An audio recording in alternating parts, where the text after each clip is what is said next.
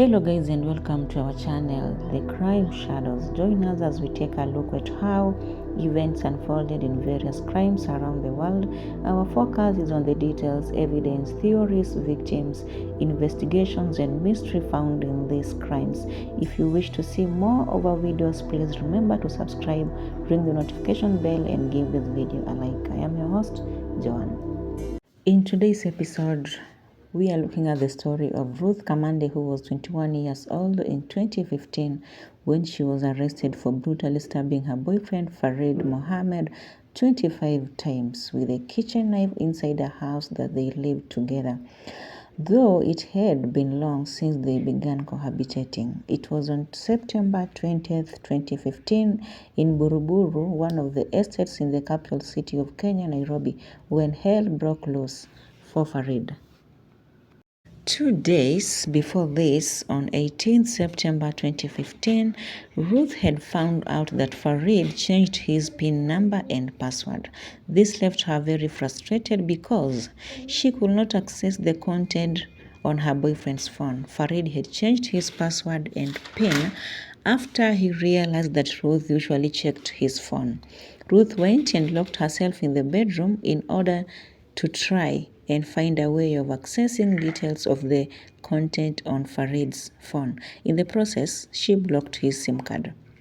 Farid arrived late at his workplace that day because she stayed behind the locked bedroom for like 30 minutes with his phone.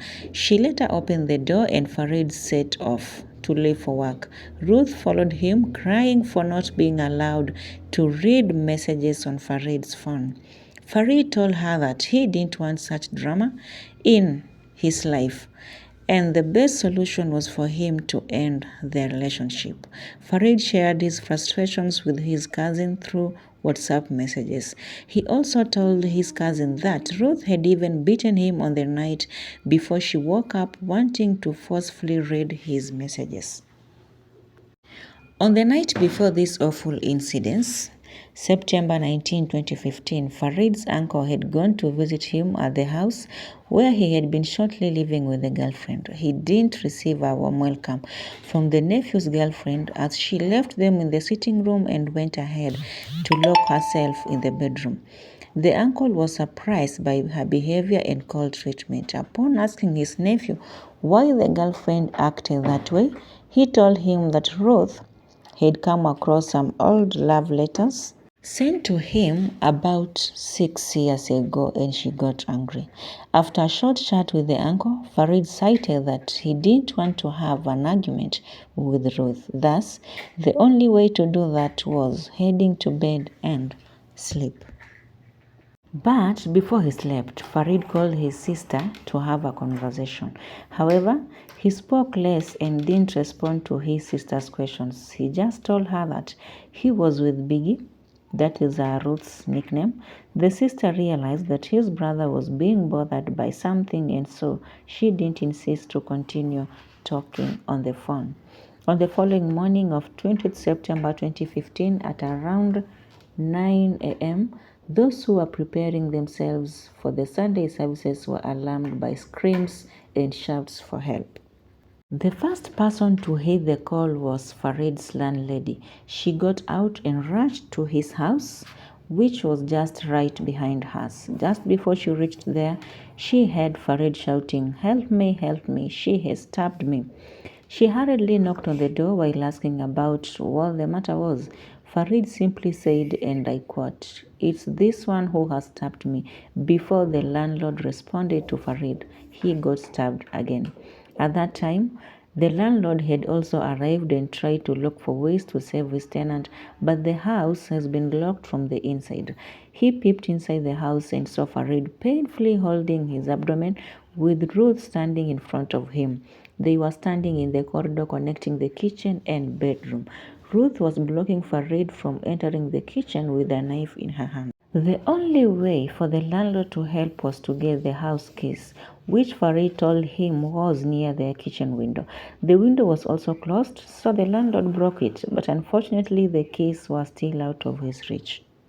He was also frustrated with the way things were. Hence, he asked Farid to punch Ruth her breast in order to inflict pain on her and seek for his freedom. However, Farid wasn't in a position to do so as both of his hands were holding his stomach and seemed to be in great pain. While he was busy thinking of a way out, a neighbor appeared and he decided to send him to call for the police at Buruburu police station, which was about 1 kilometer away from their residence. Upon returning to Farid's house, he heard him screaming from their bedroom that he had been stabbed again. He went to peep through the bedroom window and saw Farid kneeling beside the bed while the rest of his body leaned on the bed. Ruth was standing beside him with a knife still in her hand. Another neighbor had arrived too, and shortly afterwards, the police came and ordered Ruth to open the door. At this point, Farid was quiet. The police entered the house and collected evidence from the scene of crime that included love cards from the bedroom, a blood-stained top, and shorts which Ruth was wearing. They also took pictures of blood on the walls, scattered beddings, and utensils. A smashed mobile phone was also found on the floor. Ruth was immediately arrested and taken to the police station. In her statement, she claimed to have stabbed Farid in self-defense. She claimed to have found a HIV positive status card belonging to Farid. Upon asking him about the card, he started attacking her, claiming that he would rather kill the both of them than have his status exposed to the public and his family members. She also asked him about the messages she found on his phone from another woman, but this, according to Ruth, only got him angry.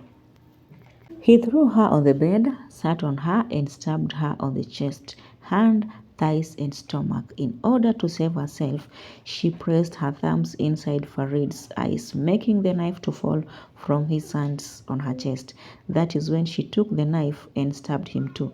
She also added that Farid raped her the previous night. This is according to Ruth's story. On that same day, Farid's body was taken to the city mortuary and the government pathologist performed an autopsy. The results indicated that Farid lost his life because of the multiple injuries and a lot of blood loss. He was stabbed 25 times, 9 times on the chest. The rest of the wounds were on the hands, legs, head, abdomen, back, and shoulders, with intestines sticking out. In addition, his body had turned pale, a clear indication of blood loss. It was also revealed that he wasn't HIV positive as claimed by his girlfriend. Ruth, on the other hand, was taken to the hospital to be examined. The first doctor to examine her was Dr. Maundu, who classified the injuries on Ruth's chest, abdomen, left hand, and right leg as self-harm. He found her fit to stand trial. It should be noted that she didn't mention any sexual abuse on her. The second doctor to examine her was Dr. Moya from Kenyatta National Hospital. Ruth's complaints to him were being sexually and physically assaulted with a knife. He gave his report of several soft tissue injuries in her chest and abdomen. However, nothing was wrong with her genitals. She was detained and held in police custody. Her case drew a lot of attention from the media and the public at large. Her first appearance in court was on September 21st, 2015, where she was formally charged with the murder of Farid. Ruth was denied bail and got remanded at Langata Women's Prison. Many preliminary hearings were held with the purpose of addressing procedural matters. The police continued with their investigations while Ruth underwent mental assessment tests to determine if she was fit to stand trial or not, and also check on her mental state. Both the prosecution and defense teams prepared themselves to present their cases. In the midst of her awaiting her trial, the Langata Women's Prison organized a beauty pageant in 2016, and Ruth took part in the beauty contest. She emerged as the winner and was crowned as Miss Langata Women's Prisons 2016. This made the public to want to know more about the progress in her case. Finally, Her trial began in May 2017. The prosecution was adamant to prove to the court that Ruth was guilty of Farid's murder. They presented their key evidence that was inclusive of testimonies from 15 witnesses, forensic reports, photographic evidence, murder weapon, medical report from the doctors who examined her, and text messages between the accused and the deceased. Neighbors testified about the screams heard from Farid. The crime scene was fully analyzed. Autopsy reported the nature of Farid's injuries. Photos showed location of Farid's body and the blood stains on walls and beddings. Murder weapon was presented, and last but not least, text messages between Farid and Ruth and Farid and her cousin. Farid and other women were presented too. The defense team argued that Ruth had acted out of protecting herself, that is self-defense. The family of Farid and the public in general waited eagerly for her conviction. On May 31, 2018, Judge Lesit presided over her case, and it was noted that the couple was not in their bedroom when the deceased was first attacked as claimed by Ruth.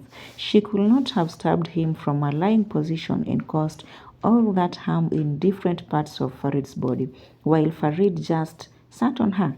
Secondly, if the attack just took place in the bedroom, blood would not have been found in almost every part of the house, not to mention those who witnessed the whole ordeal through the kitchen window before heading to the bedroom window.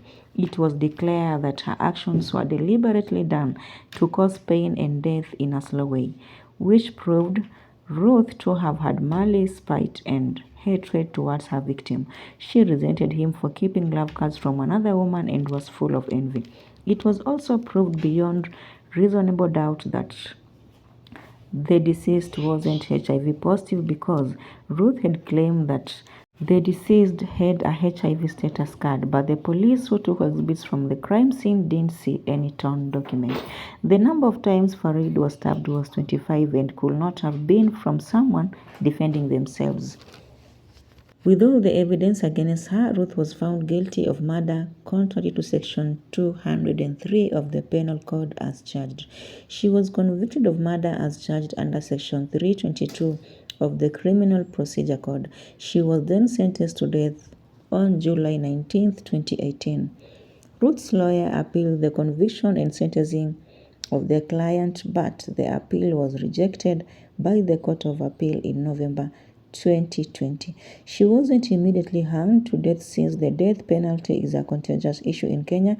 The last person to be hanged was Hezekiah Ochuka at Kamiti Maximum Prison in 1987. He was found guilty of treason for the 1982 attempted coup in Kenya. Some people question the morality of the death penalty.